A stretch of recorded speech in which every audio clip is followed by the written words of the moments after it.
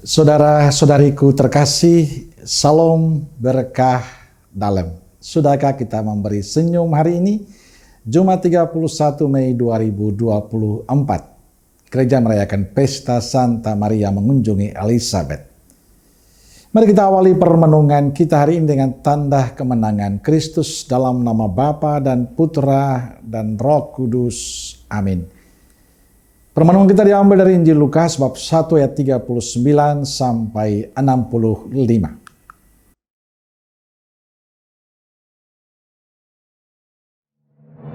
Beberapa waktu kemudian berangkatlah Maria dan langsung berjalan ke pegunungan menuju sebuah kota di Yehuda.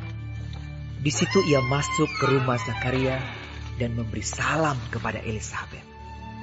Dan ketika Elizabeth mendengar salam Maria, melonjaklah anak yang di dalam rahimnya dan Elizabeth pun penuh dengan Roh Kudus. Lalu berseru dengan suara nyaring, "Diberkatilah engkau di antara semua perempuan, dan diberkatilah buah rahimmu.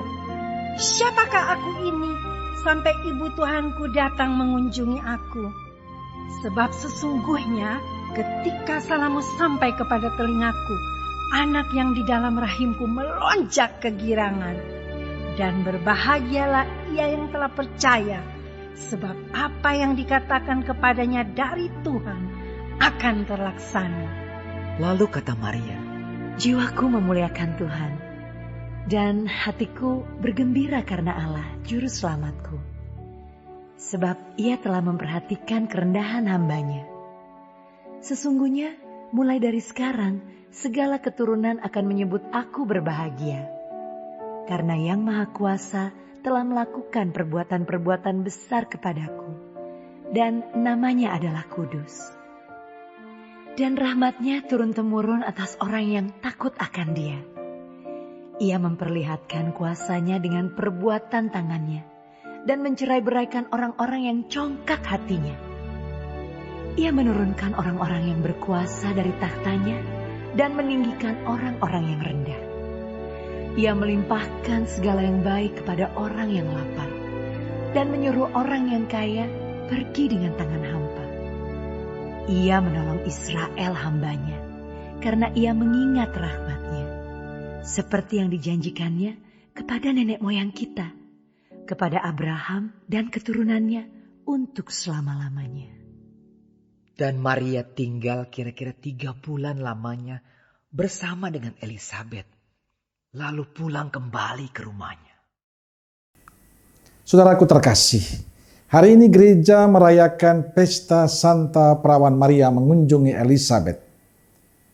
Tema permenungan kita hari ini saya beri judul, "Teruslah berbagi sukacita dalam hidupmu." Menurut saya inilah yang ditunjukkan Santa Perawan Maria saat mengunjungi Elizabeth, saudaranya. Maria tidak menyimpan sukacita iman yang dialaminya untuk diri sendiri, tapi dia mau berbagi sukacita itu dengan saudaranya. Injil bercerita kepada kita setelah beberapa waktu sesudah kedatangan malaikat Gabriel, bergegaslah Maria ke pegunungan menuju sebuah kota di wilayah Yehuda. Perjalanan Maria begitu penting dan istimewa. Dia melewati pegunungan, dia melewati padang pasir yang panjang, panas dan hujan, mungkin siang dan malam. Dia mengorbankan semuanya, tenaga, waktu, dan segalanya untuk saudaranya. Maria mau meluangkan waktu dalam kesibukannya untuk saudaranya. Pertanyaan, untuk apa dia mau berbagi sukacita itu? Karena dia ingin sukacita yang didapat dari Tuhan juga dialami oleh saudaranya Elizabeth. Saudaraku terkasih, dari kisah Maria ini ada poin penting yang bisa kita renungkan bersama. Pertama, dari kisah ini menunjukkan Maria bukanlah pribadi yang egois. Maria bukanlah pribadi yang ingat diri sendiri. Tapi Maria lah pribadi yang terbuka, pribadi yang mau berbagi.